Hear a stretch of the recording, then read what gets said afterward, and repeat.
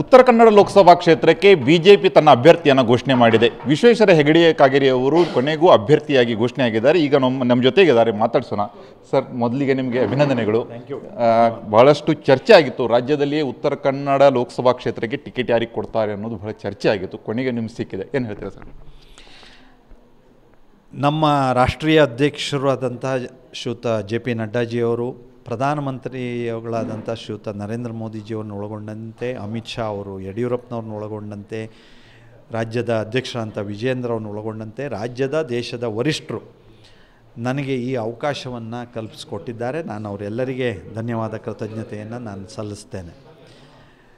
ನಂದು ಸುದೀರ್ಘವಾದಂಥ ರಾಜಕೀಯ ಜೀವನ ಇದೆ. ಶಾಸಕನಾಗಿ, ಸಚಿವನಾಗಿ, ಸಭಾಧ್ಯಕ್ಷನಾಗಿ ಎಲ್ಲ ಕೆಲಸ ಮಾಡಿದ್ದೇನೆ.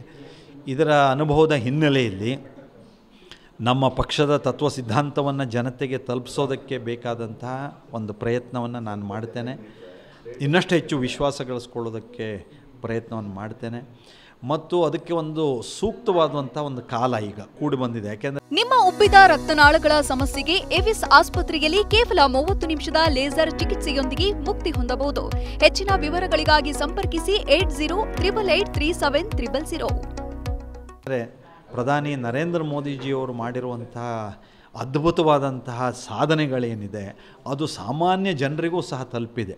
ಜಗತ್ತಿಗೆ ತಲುಪಿರೋದು ಬೇರೆ, ಸಾಮಾನ್ಯ ಜನರ ತನಕ ತಲುಪಿದೆ ಅದು. ಹಾಗಾಗಿ ಅವರ ಒಂದು ಈ ಅಗಾಧವಾದ ಅಭಿವೃದ್ಧಿಯ ಪಥದಲ್ಲಿ ಮುನ್ನಡೆದಿರುವಂತಹ ಶಕ್ತಿ ನಮ್ಮೆಲ್ಲರಿಗೆ ಇದ್ದೇ ಇದೆ, ನಮ್ಮ ಕಾರ್ಯಕರ್ತರಿಗೆ, ನಮ್ಮ ಎಲ್ಲ ಮತದಾರರಿಗೂ ಇದ್ದೇ ಇದೆ.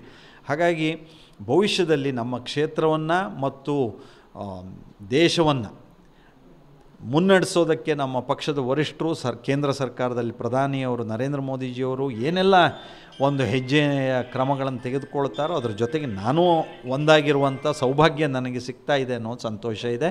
ನಾವು ದಾಖಲೆ ಮತದಿಂದ ಗೆಲ್ತೇವೆ. ನಾವು ಅಭಿವೃದ್ಧಿಯನ್ನು ಅದೇ ವೇಗದಲ್ಲಿ ನಾವು ಮಾಡ್ತೇವೆ. ಈಗ ಉತ್ತರ ಕನ್ನಡ ಲೋಕಸಭಾ ಕ್ಷೇತ್ರದಲ್ಲಿ ಕಳೆದ ಒಂದು 6 ಬಾರಿ ಅನಂತಕುಮಾರ್ ಹೆಗಡೆ ಅವರು ಗೆದ್ದರು. ಈ ಬಾರಿಯೂ ಸಹಿತ ಅವರಿಗೆ ಟಿಕೆಟ್ ಸಿಗುದಂಥ ವಿಶ್ವಾಸದಲ್ಲಿ ಬಹಳಷ್ಟು ಪ್ರಚಾರವನ್ನು ಸಹಿತ ನಡೆಸಿದ್ರು. ಕೊನೆಗೂ ಅವರಿಗೆ ಟಿಕೆಟ್ ಮಿಸ್ ಆಗಿ ನಿಮ್ಗೆ ಸಿಕ್ಕಿದೆ. ಈಗ ಅವ್ರಿಗೆ ಏನಾದರೂ ಭೇಟಿಯಾಗಿ ಅವರಿಗೆ ಮತ್ತೆ ಅವರ ಸಹಕಾರವನ್ನು ಕೇಳ್ತೀರಾ? ಅನಂತಕುಮಾರ್ ಹೆಗಡೆ ಅವರು ನಾನು ಜೊತೆಯಲ್ಲಿ ಈ ಸಾರ್ವಜನಿಕ ಕ್ಷೇತ್ರದಲ್ಲಿ ಒಂದೇ ನಮ್ಮ ಪಕ್ಷದ ತತ್ವ ಸಿದ್ಧಾಂತವನ್ನು ನಾವು ಜನತೆಗೆ ತಲುಪಿಸೋದಕ್ಕೆ, ಸರ್ಕಾರದಲ್ಲಿ ತಲುಪಿಸೋದಕ್ಕೆ ಒಟ್ಟಾಗಿ ಪ್ರಯತ್ನವನ್ನು ಮಾಡಿರುವಂಥವ್ರು. ಅವರ ರಾಜಕೀಯ ಜೀವನದ ಅನುಭವ ಅವರು ಕೇಂದ್ರ ಸಚಿವರಾಗಿ ದೇಶ ಮಟ್ಟದಲ್ಲಿದೆ.